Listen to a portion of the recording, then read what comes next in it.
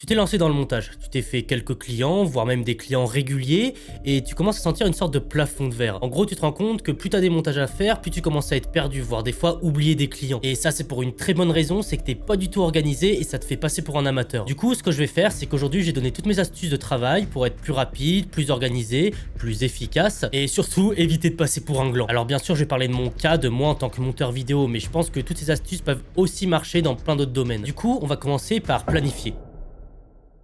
Tous les matins, j'ai à peu près la même routine. Je me lève, je marche 10 minutes, puis je sors mon carnet. Je note ce que j'ai à faire et de quoi cocher. Et là, vous allez me dire à quoi ça sert. Déjà, cocher, je trouve ça hyper satisfaisant. Ensuite, ça te donne des objectifs pour ta journée. Et ensuite, franchement, avoir du palpable, du papier, ça a vraiment une grosse plus-value. Parce qu'en fait, j'ai déjà installé des applications. En fait, j'avais installé Things, c'est une application payante. Et je vais pas vous mentir, je l'avais utilisé quelques fois. Mais le fait de sortir l'application, avoir son téléphone, etc., ça fait que j'ai pas du tout suivi le truc. Et ça m'a duré, on va dire, 1-2 semaines. Alors que le fait d'avoir un carnet et un stylo toute la journée, en fait je coche mes trucs et tout au long de la journée j'ai l'impression d'avancer en fait. Ce carnet, je note aussi tout ce que j'ai en tête. Des fois ça peut faire un peu bordélique, mais en fait j'oublie rien du tout. Donc franchement, un carnet ça coûte 3 balles et ça change vraiment tout. En deuxième, tu vas te créer un serveur Discord juste pour toi. Alors ça peut paraître bizarre, il y a très peu de gens qui l'ont fait, voire je connais personne qui l'a fait. Mais ce que j'ai fait, c'est que je me suis créé un serveur Discord et il me sert pour plein de trucs. Déjà sur Discord je fais pas mal de prospection. Du coup j'ai un channel avec le lien de tous les channels de gens qui recherchent des monteurs. Ensuite j'ai aussi un channel avec tous mes messages préfets et j'ai un channel avec le résumé de certains de mes clients. Du coup en fait c'est super facile parce que quand je veux prospecter, j'ouvre mon Discord perso, je copie le message préfet, ensuite je vais dans chaque lien des endroits où il y a des gens qui recherchent des clients, je regarde les clients qui m'intéressent et ensuite je vais juste dans leur MP et je colle le message que j'ai préfet. Et je vous jure, après ça tu fais de la prospection à une vitesse, t'as aucune perte de temps. Bon, vous n'êtes pas obligé d'aller jusque là, mais moi j'ai même fait un bot qui suit le nombre de clients que j'ai fait,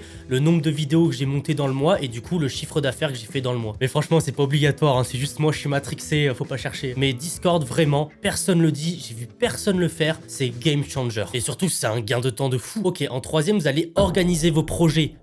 Organisez-les, putain. J'ai remarqué, il y a beaucoup de monteurs, ils sont bordéliques. Ils sont pas organisés dans leur manière de travailler, il y a des fichiers partout, les dossiers projets ressemblent à ça. Et les gars, vraiment, faut arrêter. Hein. Vous vous dites sur le moment que c'est plus rapide de pas trier, etc. Mais en fait, ça vous aide pas du tout. En fait, comment marche un logiciel? Un logiciel, ce qu'il fait, c'est qu'il va piocher sur ton PC. Sauf que si t'as des fichiers partout, le logiciel, il est perdu, il doit piocher partout.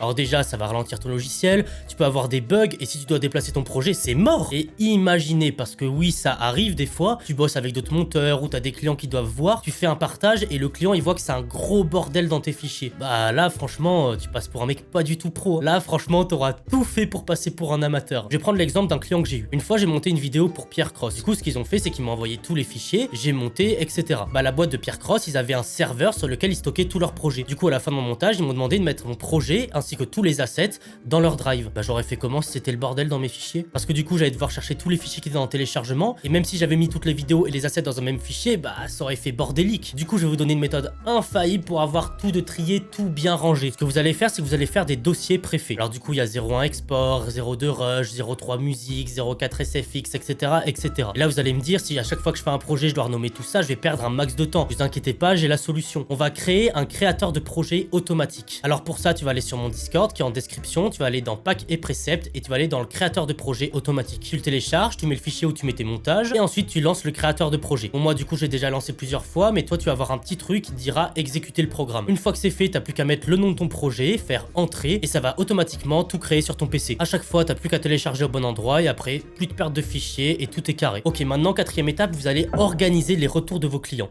Quand t'as fait une vidéo pour un client, ou surtout quand c'est la première, il y a moyen que t'aies pas mal de retours. Et franchement, là, je vais vous donner un truc, ça va vous aider à fond. C'est de ne pas faire les retours à votre client sur le chat sur lequel vous lui parlez. Par exemple, si tu parles à ton client sur Discord, tu vas pas lui dire d'envoyer un message avec les timecodes, etc. Déjà parce que c'est hyper bordélique, et puis après, même pour toi, ça va être chiant pour retoucher tout ça. Du coup, ce que tu vas faire, c'est que tu vas te créer un compte frame.io. Alors, frame.io, c'est payant, mais t'as une version gratuite sur laquelle tu peux mettre un certain nombre de vidéos. Donc, ce que tu fais, c'est que tu mets une vidéo, t'as les retours, et une fois que le projet est fini, tu supprimes la vidéo et c'est bon. Du coup, tu vas glisser ta vidéo, tu vas créer un lien et tu vas envoyer ce lien à ton client. Et du coup, ce qui va se passer, c'est que quand le client va faire les retours, ça va donner directement le timecode sur lequel il a mis les remarques. Alors déjà, ça fait beaucoup plus pro, toi tu vas gagner du temps, ton client va gagner du temps, et puis même ton client va se dire, ok, le mec il a l'habitude de travailler quoi. Il a un vrai processus de travail et de retour. Et vous pouvez pas imaginer comment quand j'ai découvert ça, ça m'a facilité la vie. Même pour ceux qui veulent, vous pouvez exporter les retours et les mettre sur votre Premiere Pro. Bon, pour DaVinci, je vais pas vous mentir, je sais pas du tout comment ça se passe. En tout cas, merci de m'avoir écouté jusqu'à la fin, n'hésitez pas à commenter commenter, liker, à vous abonner, ça me soutient énormément. Si vous avez des sujets que vous avez envie que j'aborde, dites-le moi en commentaire et je le ferai peut-être dans une autre vidéo. À la prochaine, c'était le Moustique.